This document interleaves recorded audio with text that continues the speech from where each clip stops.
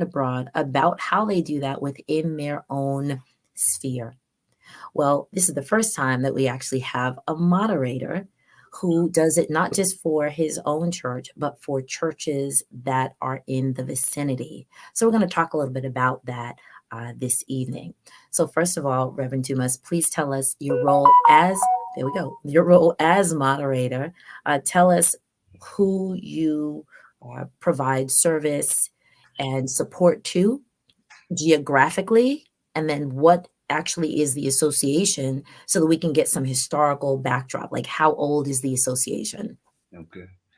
Well, again, my name is Derrick Dumas. I am honored and privileged to serve as moderator of the Middlesex Central Baptist Association of New Jersey. As moderator, the role of the moderator is to preside over the association or assembly of churches with the objective of promoting evangelism, fellowship, Christian education, support of missionary work, both foreign and domestic. And so my job is to provide leadership and vision to the churches in the association to accomplish those ends. Our association, we just celebrated our 117th annual session. And so we've been here for quite a while, and we're moving forward. We're moving forward by faith together. So that's kind of my role. We serve Middlesex County. And so that's a portion of North Jersey, a portion of Central Jersey, and a portion of South Jersey. And we have approximately 37 to 40 churches who are members of our association. So, for those of you who do not know, I always do like a little pre-chat with the guests on our show in order to get a little backdrop. And when I said, "So, how many churches?" and Reverend Dumas got out these papers and these spreadsheets and was like flipping papers and he's counting, and I said, "Well, wait, how many?" And so when we were counting, and he said it's about 40, I guess 35 to 40. I was like, how do you do that? And I asked, I said, do you have to visit each and every one of them? Your answer was? Well, we have under me, I'm considered like a CEO type. There's three vice moderators, and the vice moderators are over a specific geographic footprint. So we have area 1, area 2, and area 3, and they are an extension of the moderator's role. And so we try to each year we meet twice a year. We have a semi-annual session and an annual session, and what we try to do is to hold these meetings in each area. So, for instance, this past week we had our annual session in Trenton, and so in February we'll have our semi-annual session in another area to try to make sure that we're hitting all of the areas and hitting all of the geographic footprint of our association. And so I don't necessarily visit each individual church. I can, I can, and but we have gatherings where we get together via now with technology, via Zoom, and we do have some in-person meetings where we gather together. Excellent. Thank you very much. Let me take a moment to thank the stream team that has already started their great work. And that is and I would elect for those to take part. And that means you can take notes, you can drop comments in the comment section. If you would like for us to know your name, then you'd have to click the link and allow StreamYard to capture your name so that we don't call you Facebook user. All right. Also, if you are going to see this on the replay, please, you can also drop comments. You can sort of share this with whoever so that we can really get the great work out. So let's get into some questions for this evening. So thank you for sort of clarifying that a moderator provides like an overall view of the churches. And I know I tried to do a little bit of research to find out, well, you said you're 117, well, this is your 117th annual session. Right. So that means what, 19, I think we calculated 1905.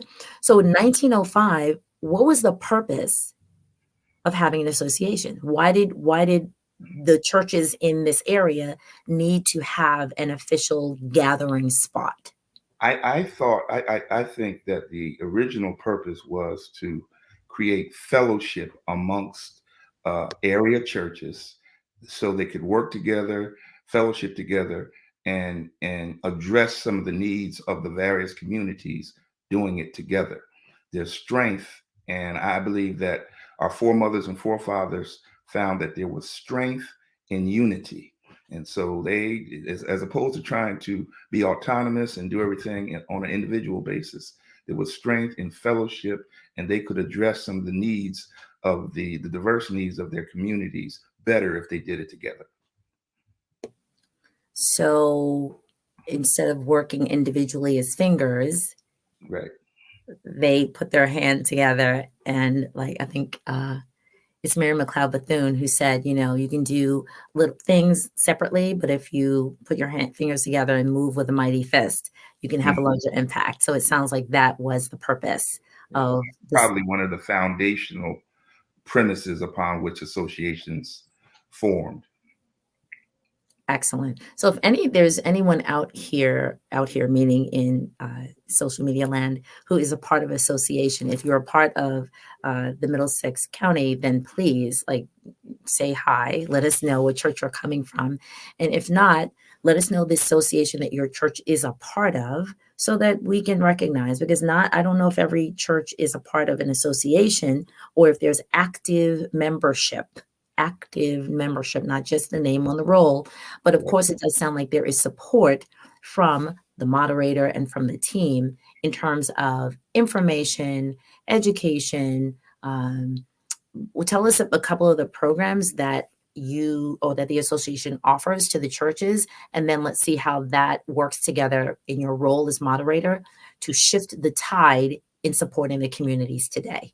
Well, what we try to do, especially each session that we gather, is we have, let me just go through the organization of the association. Okay, so we have the parent body, that's the membership at large. We have a women's auxiliary. We have the Congress of Christian Education. We have a men's ministry. We have an ushers and greeters department. We have a nurses department.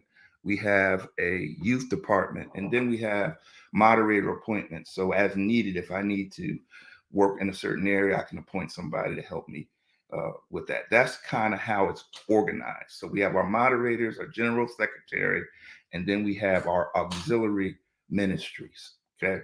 And so what we try to do is, from a Christian education perspective, is deal with some of the relevant topics that confront us at this day and age. For instance, when COVID hit, I had someone come in and just give us a presentation on vaccination hesitancy. Okay. And so, because that was a big thing when it first hit. Well, should we get vaccinated? Should we not get vaccinated? And I had Dr. Chris Purnell, who did a wonderful job, and as our semi-annual session presenter, and kind of informed us of this whole idea of vaccination hesitancy. And so, we just did and I think I told you this yesterday. We just did a workshop on mental health, where we presented a theological and a clinical perspective on mental health. And so what we try to do is deal with some of the real issues that people are confronted with on a daily basis. That's part of our Christian education component of the association. And then we try to not only have those type of programs, but we also try to partner with other organizations in certain project work.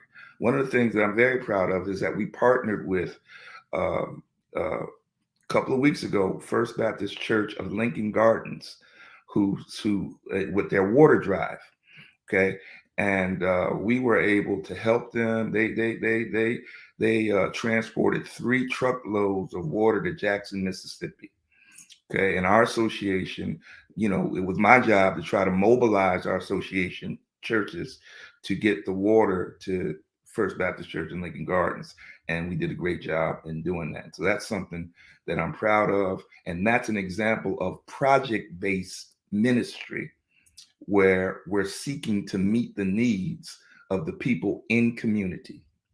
And if we have to partner with organizations, both with financial resources and human resources, this is where we're looking to move towards, in my tenure, is we're trying to go from program-based ministry to project-based ministry. That needs to be typed in the comments. So from program to Based, project. right. Program to Because, project. and the reason why I say that is because traditionally we have a lot of programs that are self-directed. Okay, we Right. get together, we fellowship, we eat chicken, there's nothing wrong with that. But there comes a time when you have to go beyond programs and Right. start dealing with some of the projects that are going to have a impact on people. And the only way you can make impact sometimes is by being willing to make contact. You can't impact what you're not willing to make contact. So my job and my goal is to try to move this ministry towards a project-based ministry where we're making a practical difference in the lives and the areas and the communities that we serve. Some of you may see my eyes shifting to the side because I hear great phrases that need to be put up. And so here is one, right? Thank you, Dr. Angelita. Right. So no impact without contact. Dr. Angelita said can impact without contact. So if you hear these really great gems, which really should be, we're trying to shift the tide of hearing great pieces of information and then sharing them where we are in our own pews, I'll say, in our own aisles. And so it's a great way to sort of take that, what you hear, or even ask a question to further the conversation, drop it in the chat, and then we can engage further. So it definitely seems like you are leading a community within the community.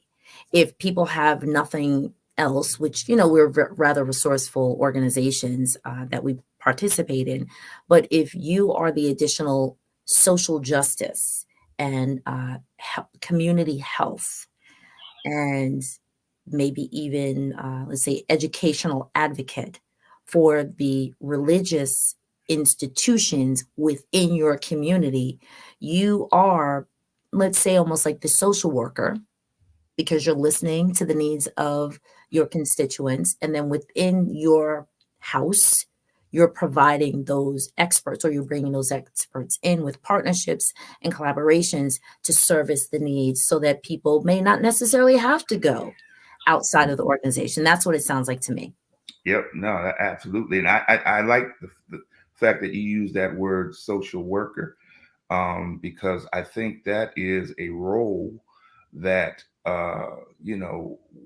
we as members of the church, we have to embrace and take on.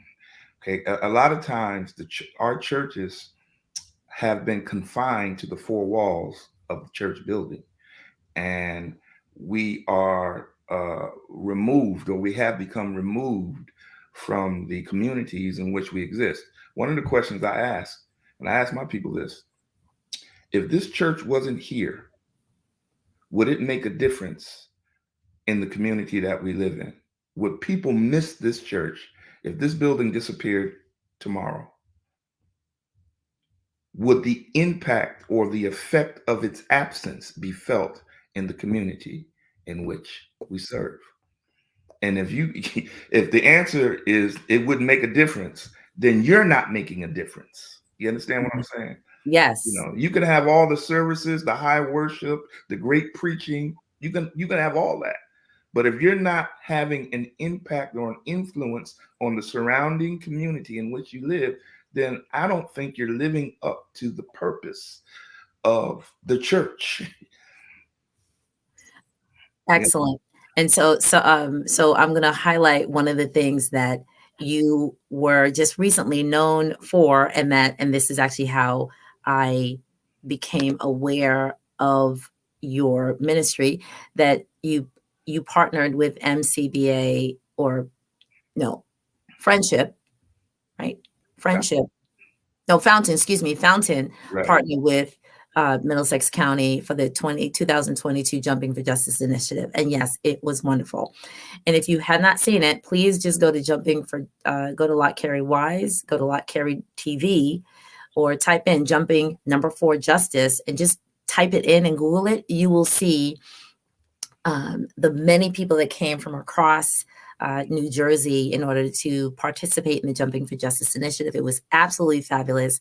All of us needed some ibuprofen on the next day because we had wore ourselves out. It was amazing. And we look forward to, continuing to expand that conversation and those partnerships. Can I just say, I really want to thank Dr. Angelita Clifton because she, number one, is brilliant, and she helped immensely. And we talked on the phone. I had the privilege of going to school with Dr. Clifton, and this whole idea of partnering together was born out of our conversation.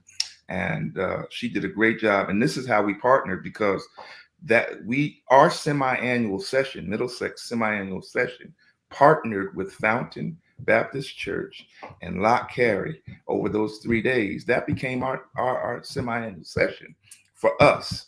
And it was an opportunity to do the Jumping for Justice, to participate in the prayer thing. It was a great event, and it was something that, like, I've never experienced our association partnering with other organizations to get something done. Angelita Clifton and we had a roundtable discussion on Thursday, which was excellent, and I really appreciate the opportunity to partner with those two churches, that organization in Fountain Baptist Church, and getting getting it done. It was definitely an opportunity to think and to plan outside of the box. That's a perfect example of what we're talking about. Yes. Yes. And yes, so let's just bring this up. Hold on. It was the Double Dutch Revival. And yes, Dr. Carolyn Knight was the person who, I guess, participated in. She was our Friday night preacher. Yes. Yes. She was a Friday night preacher. Yes. Excellent. Yeah. And Saturday morning preacher. So right. I saw Saturday morning. Yes. Yeah. Excellent. I have to get to these questions. So although some of them you've probably you've touched on. So the first one is, what are some of the challenges you faced as the moderator of Middlesex County during that time, the global shutdown? What are some of the challenges? So first off, I know you said that this is the 117th session. Up until probably 2 years ago, they were in person. You said that you traveled. How did that impact once we? Okay, so I can say, when I started, I was installed as moderator in November of 2019. We held our first session in person. This is my first semi. It was at St. John's Baptist Church in Scotch Plains, full in person. Immediately after that, COVID hit. Okay, so now as moderator, okay, we're going through all the shutdowns and so number one, pastors had to deal with their own personal situation. Okay, as a pastor of a church, now you got to deal with how do I maintain some level of connectivity and communication with my own church? I'm sorry.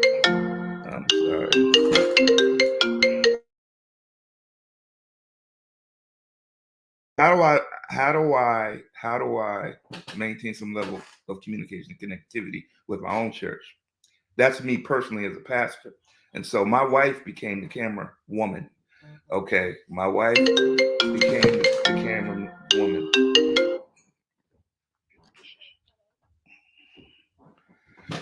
So she had to take when we started worshiping, we had to learn Facebook, we had to learn Zoom, we had to learn all that on the fly. But as moderator now, I'm dealing with pastors of communities throughout Middlesex County who are dealing with the same issue.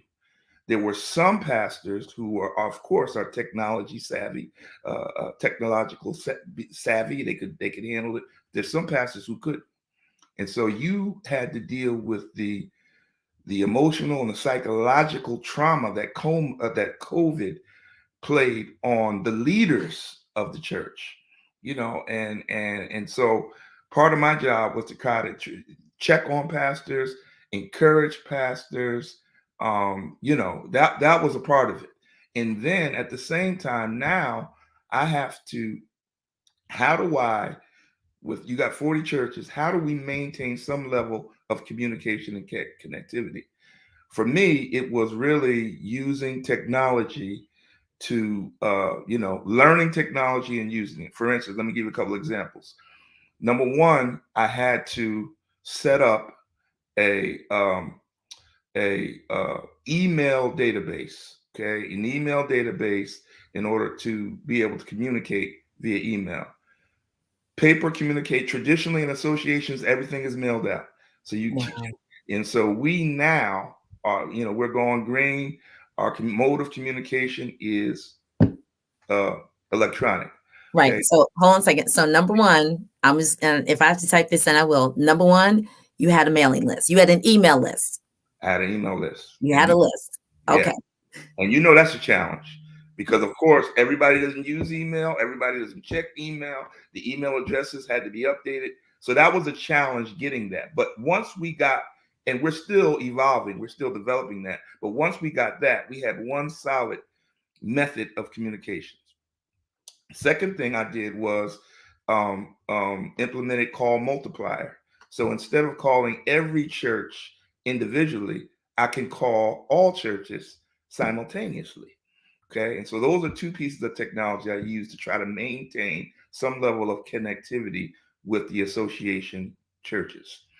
Okay. And then there were some, I heard some stories where, and I thought this was great, where certain pastors who didn't have the technology allowed those pastors to come to their church and broadcast, which I thought was great.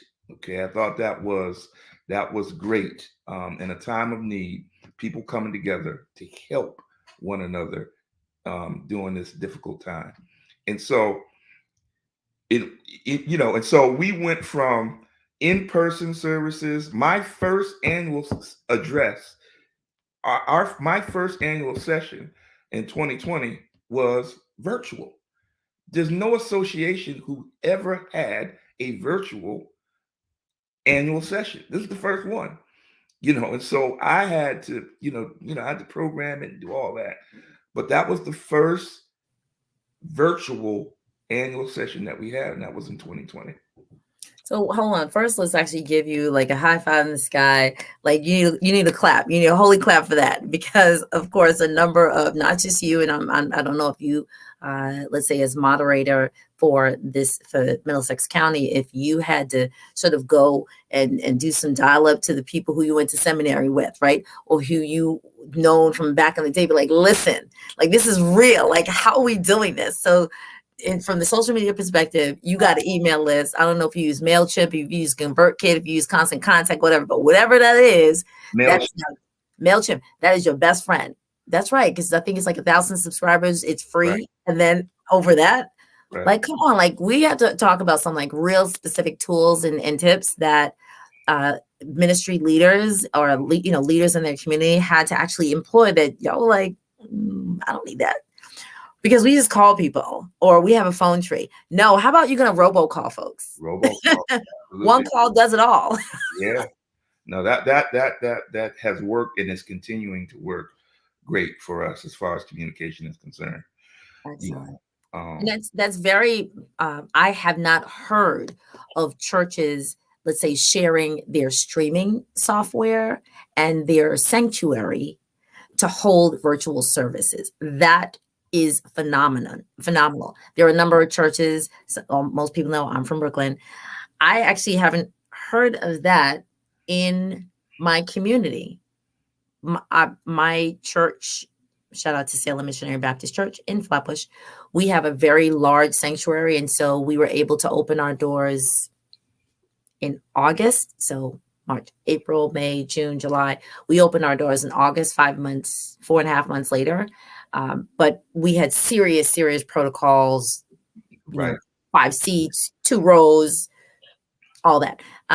But thankfully, there were, as you said, there were some people who shared their sanctuaries and streaming software. That's amazing. Very, very helpful.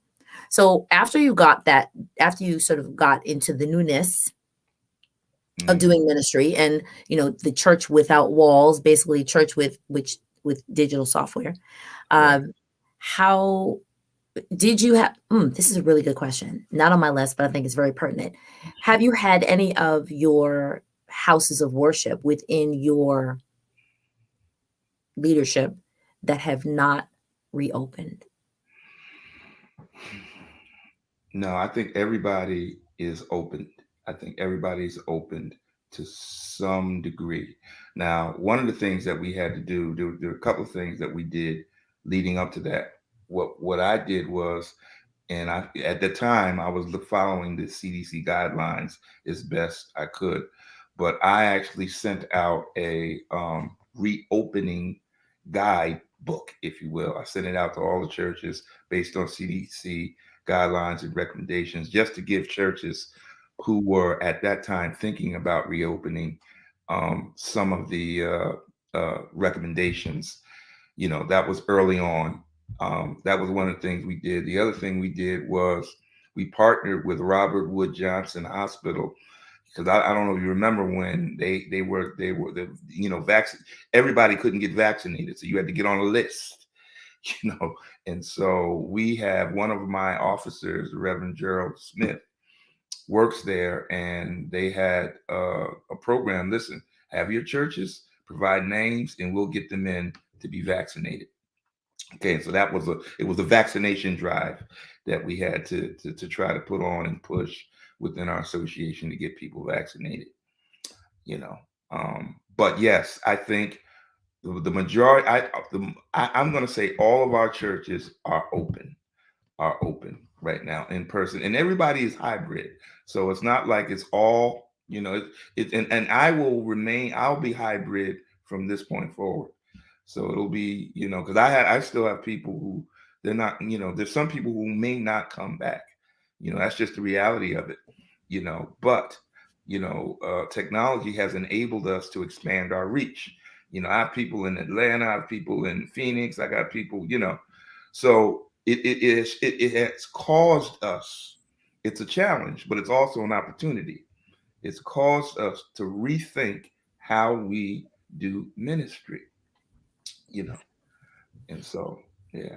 And thank you for acknowledging that you, as the moderator, you have insight, you have foresight, you have vision that you could say, okay, look, people, really, we may not get everybody back in their seat. Strengthen your digital footprint and keep people connected.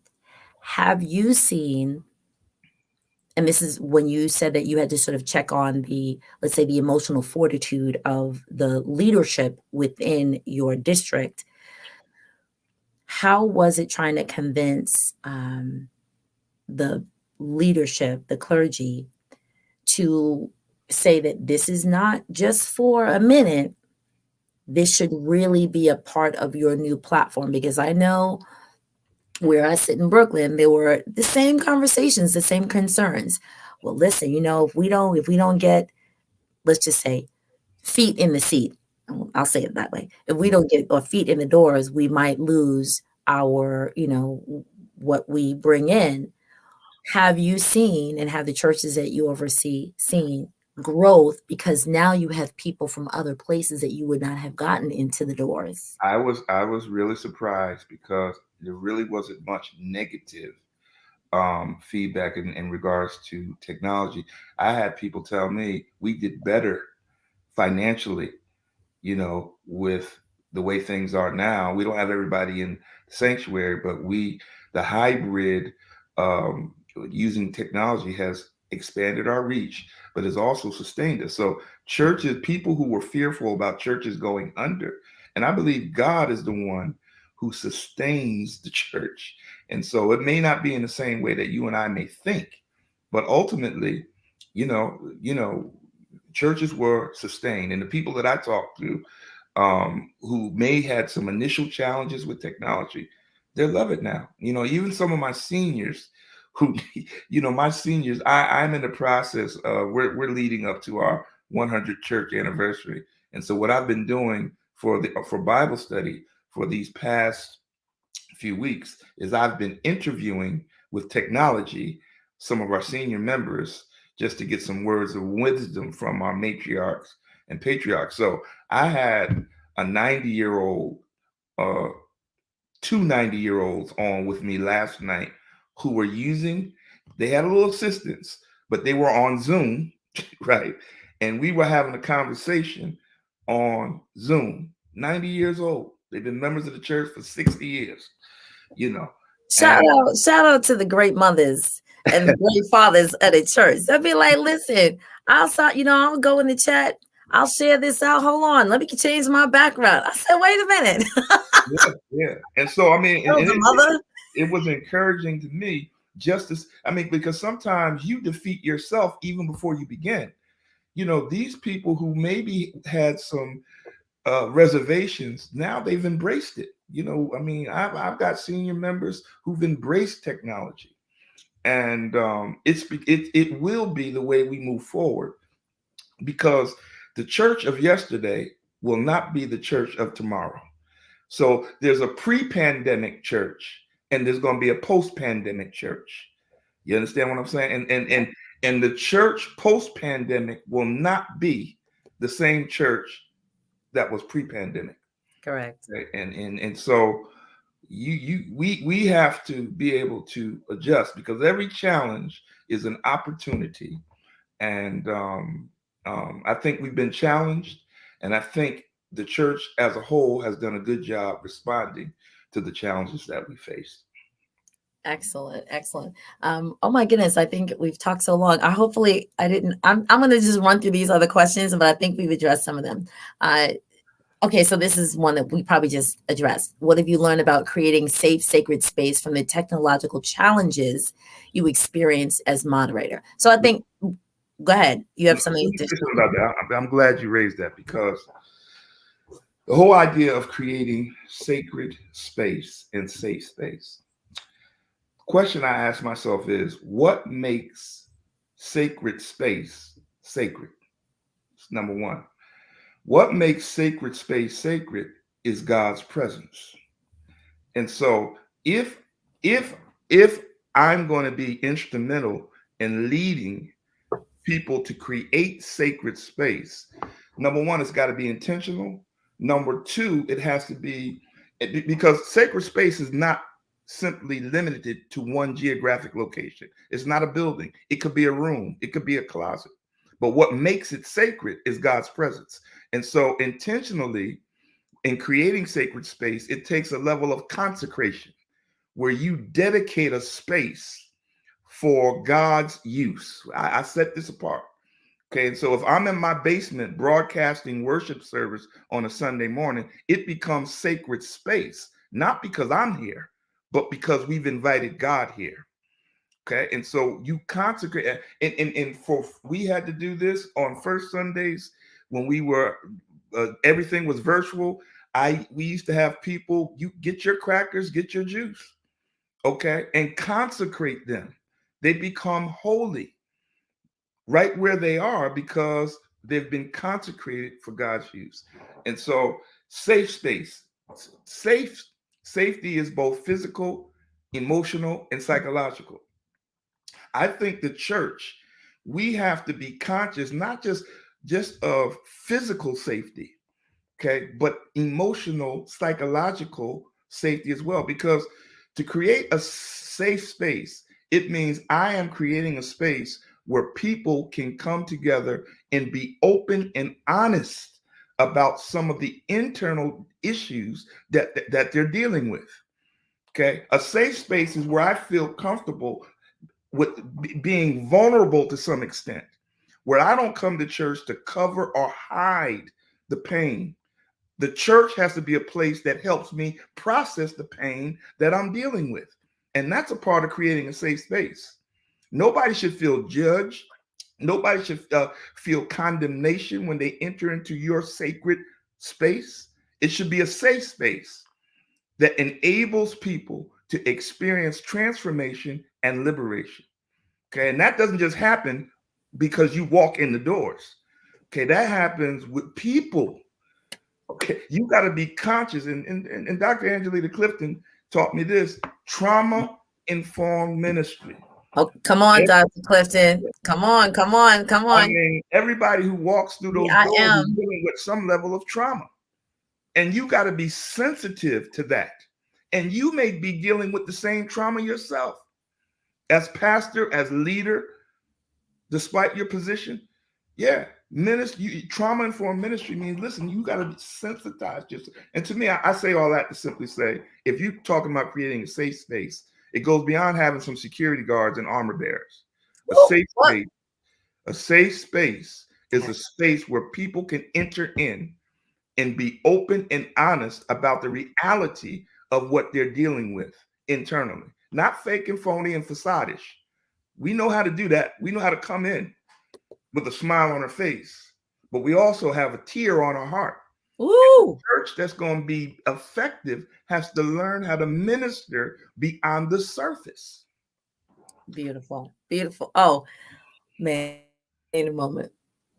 I need a moment. I need a moment. So hold on. So back when we first were in this, and let's talk about seniors, our elders, even some of our lay leaders within the body. And this is just from my own observation and from talking to other people who are in other ministries. So one question came up. Well, if we're on Zoom, why aren't people showing their face? Why do they have their camera off? Or why are they dialing in? Why won't they just like log into Zoom, like, physically? Maybe because they're in their own house. Mm-hmm. When I walk into the church, I know that I am all on the show. I'm on the stage. But you coming into my house, mm-hmm. and I, as an educator, and having done a whole year and a half of remote education, remote instruction, there are some things that we don't necessarily want to see in the youngster's house. Right. Well, part of that trauma, part of that sacred space is, of course, recognizing that the person is showing up. Even if it is a black screen, they're showing up, and they need to just hear. They need to just feel. They need to just engage within their own living room or dining room table or their folding laundry. And so thank you to all of those leaders who said, okay, I know you're there. I know you can hear me. Mm-hmm. Let's just pray, or let's talk about this character, or how are you? And if you could just sort of raise a little Zoom hand and let me know you good. Okay. Thank you also so much for letting people know that just because they were not in the building does not necessarily mean that they weren't worshiping. And so when you talked about, let's just say, get your prayer closet, or consecrate, the elements, whether it's the Wonder Bread or the English muffin and a little grape juice, Welch's, well, make it holy. Make it holy. But then to say, because for some people who may not have been able to get out to a church, and I'm talking decades ago, mm-hmm. we all had our own personal, lovingly, I want to say, altar. We had our private space. Right. Some people called it a prayer closet. Some people called it the war room or whatever. But you had that space, and to allow people that even if you are in, thank you. Wait, make it holy. That's right, Dr. Clifton, make it holy. Whatever that space is, yeah. Make it holy. And listen, the other thing is, just because you're not in the building doesn't mean you're not a part of the body. The building doesn't define the body. We are the body. And so, listen, as leaders, we have to make people who are virtual, they are just as important as those who are seated in the sanctuary. And you have to make, I've learned this, and I've learned it the hard way, making people feel as though they're just as significant virtually as the ones that are there in person, you know, because they are a part of the body, you know. So Dr. Clifton says, come on, Dr. Dumas. I love it. So this just hit me. This just popped into my head. We, in this moment, we have expanded the reach of those who are shut in, but not shut out. Right. How many times over the past decades did you have to send out your diakonos, right, or your lay leaders to go visit those who were infirmed, those who were in the hospital, those who were, confined for whatever the reason is to their home, to give a word, to give a hand on a shoulder, to let them see face to face, to sing that song, to read that scripture. Child, you're not just sending a bulletin anymore. You're not sending the elements. You walking in there. Why? Because they don't push the live button. Can we say amen on that? So look at the opportunities that came out of that. Amen. The whole world was shut in for months. Yeah. And we just, right. Okay, wait, that's right. Shut in, but not shut out. Hallelujah. Love it. Love it. Yeah. Let me get to my next question because we run out of time. But this is just very good. This is very good. Okay. Okay, so I think we probably hit on this, but I'll repeat it anyway. So in what ways have the challenges you've experienced changed your understanding of community as a pastor/moderator in this age of the virtual space? Well, I think it's expanded my vision, my vision and my scope when it comes to community. And community is not something that's just locally felt, but you can experience community even when you're not sitting next to somebody, and when you maintain some level of connectivity. Technology, I mean, me personally, I've had some of my relatives across the country who are in a part of our community, who would never be a part of our community if it hadn't been for virtual connectivity. And so what I'm learning, and I'm still learning this, is that your virtual community has a unique set of needs that as pastor, I have to try to navigate, understand, and address. I'm learning that. I don't have all the answers there, but I'm sensitive to the fact that my community has been expanded beyond the four walls of my church. And I, as a leader, have a responsibility to seek to meet the needs of that community. Excellent. I think I'm going to ask one more question. Let's see. So in light of all that you've experienced over the last 3 years, what do you say to those pastors and preachers struggling to overcome challenges they face with creating communal space using technology? I could probably actually sum it up. It's here to stay. Get on board. It's definitely here to stay. But you still you acknowledge the fact that people have different challenges, because I do. Our church, we're not there yet. We have a long way to go when it comes to technology. But what I would try to do is encourage pastors.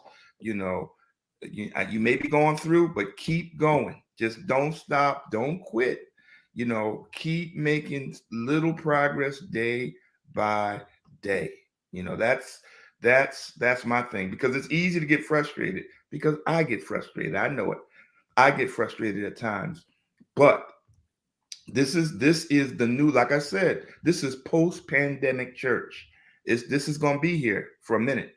And so we have to adapt, adjust, and realign and dedicate resources to this whole area of technology in order to further, because the ultimate goal is to further the gospel of Christ throughout the world. And I think this whole experience that we've gone through as a church universal is molding us and shaping us to have a further and farther reach when it comes to spreading the gospel of Jesus Christ. So if I were to probably contact you in like a year, might you have a TikTok page? I'm just saying.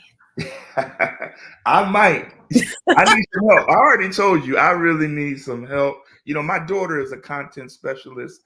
She's Beautiful. communications major, and so she's busy now. But I'm ready to hire her right now because I really need some help in that area. But what I will say, as we talked earlier, the media department will become one of the biggest departments in every church. You got to have trained professional media content people on your staff to make sure that your reach and your presence on social media is professional. We're not, the days of flyers are over with. Right. Yeah. Handwritten, that stuff is gone now. We have to learn how to use technology to our advantage to present ourselves in the most professional manner possible. Right. And yeah, so I think that's the next step and phase for a lot of churches. And a lot of churches are doing great. I'm telling you, I go to certain churches' pages and I see the level of professionalism and commitment. I'm impressed and encouraged by some of the stuff that they're doing. And so, and let me, I want to take off the pressure for a moment. And this is to anyone who is out there. Now, I'm like sort of drawing back the digital curtain for a minute. Just get started. Okay. Just get started. Don't let, and this would be like, I guess, church digital imposter syndrome. Don't let the cute and the fancy and fluffy of somebody else's digital media make you like, well, I only got a cell phone. What am I gonna? No, listen, get started. So if you're just using, because I know a lot of churches were doing this if they were not virtual at all 3 years ago, they were like, let me put the phone and hold it up and stand it up. Like, let me get the laptop. Shh, don't say nothing, Dr. Dumas. Let me get the laptop and use it. Go ahead. We just need to see you. We need to see the leader. If we're home, if we're bedridden, if we're in the hospital, we just need to see you. Whether it's for 15 seconds on little TikTok, no pressure. You don't got to do that right now. Or whether it be the YouTube channel, which is actually a little easier to do than TikTok, because it's full blown. Or whether you got the Instagram page, whether you got the Facebook page, whether you on LinkedIn, just get started. People just want to see your authenticity. They want to know, I just want you to reach out. can I say something? And I'm glad you said that, because for a lot of people, me included, the whole video and being online live and that stuff was intimidating to me because I never did it before. And so now it's become necessary for just the reason you just stated. People want to see you and they want to hear from you. And so you may have to do a TikTok. You may have to do a live broadcast. You may stuff that you're uncomfortable, that I'm personally uncomfortable with, but it's necessary in order to minister and meet the needs of folks, virtually. So it's something you got to. This has forced all of us to come out of the comfort zones that we're in, and to do something and try something different. So I appreciate that encouragement. Excellent. Listen, we are really appreciative of you coming. If there's any additional questions from the group, I'm trying to put the things up as soon as I see them. Yes, and I have to officially say hi, Mama. Yes, I see you there. Good, thank you. This is my biggest fan. So here's Dr. Clifton. You've gotten really good at it. I saw your FB of Lincoln Gardens, Leslie. Okay, Dr. Dumas, showing up and showing out on the digital sphere, on the internet superhighway. We appreciate it. So really, the people who have grown in this space, who have, as I say, pushed the live button and are trying to get that message out, to get that word out to their constituents, no matter come hay or high water. The community just wants to be able to connect. And what was extremely traumatic for a lot of people, and still there are people who have not left their houses to go back into church. I spoke to a person yesterday and I'm like, so you haven't been to so-and-so? Well, when was the last time? She goes, oh, before the shutdown. I'm like, sis, that's like 3 years. You haven't been to church? She's like, oh, I just watched. I was like, wow. Mm-hmm. But I don't know how many people she lost. Right.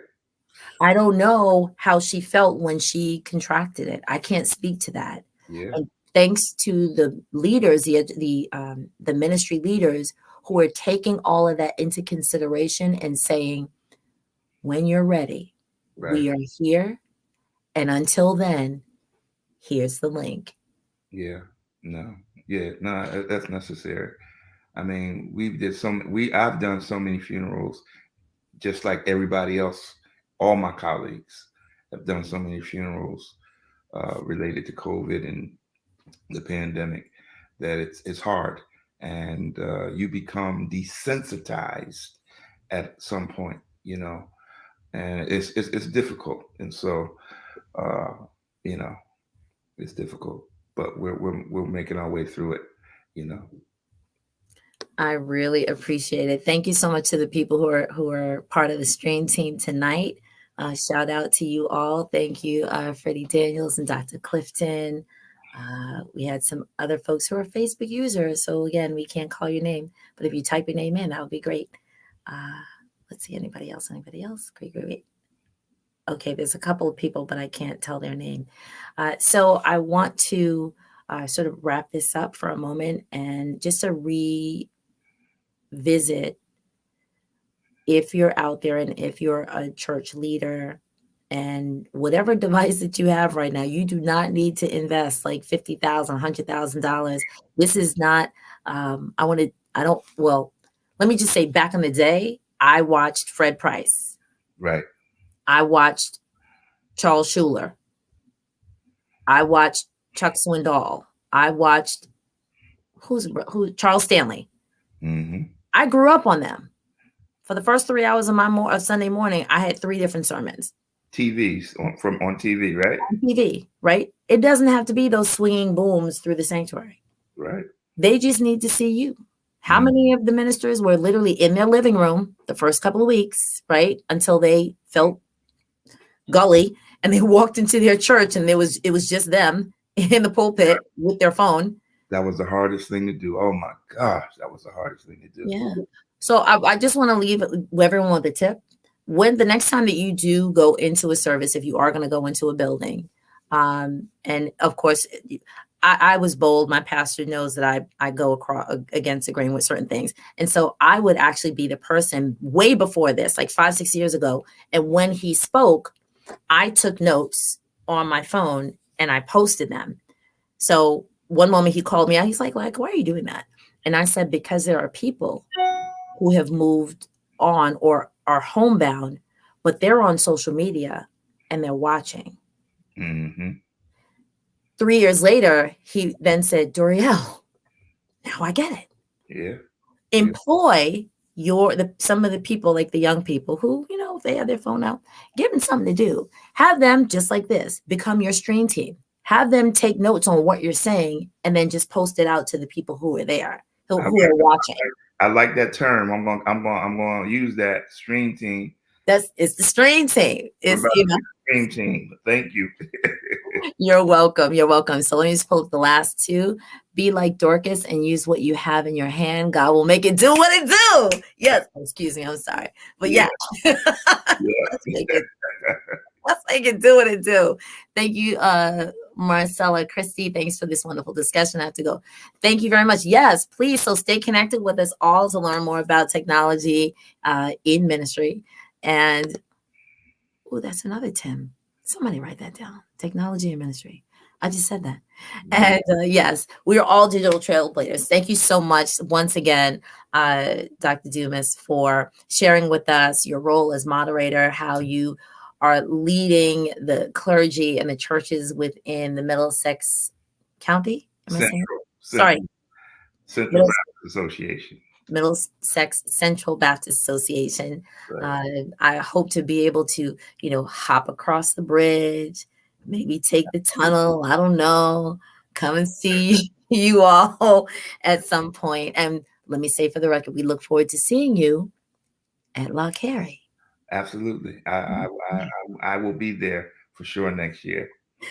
Fabulous. Yep. Yep. Good. Thank you all again to the stream team who showed up tonight. Please make sure that you share this, even if it's with if your leader is not this man sitting right here. At least share the conversation so that we can get the word out more. And of course, 2023, Jumping for Justice has begun. Get your ropes ready. Get some good sneakers. Right. That's right. We'll see you all next time. Well, so peace and blessings. This, of course, is the Lott Carey Women in Service Everywhere digital couch. My name is Doria Larry, who is the host. We have been blessed with moderator and pastor of First Baptist Church of Linden, New Jersey, Reverend Dr. Derrick Dumas. Peace and blessings. We will see you all. Oh, so just a little commercial. We have our book talk, our book conversations, which will be on the next subsequent 3 Thursdays on the Lott Carey Wise Salt page. So please look for that information, sign up, because I'll be there too, and you want to be a part of that conversation. To all, we will see you. Have a good night. Stay tuned for our next broadcast. Thank you. Good night.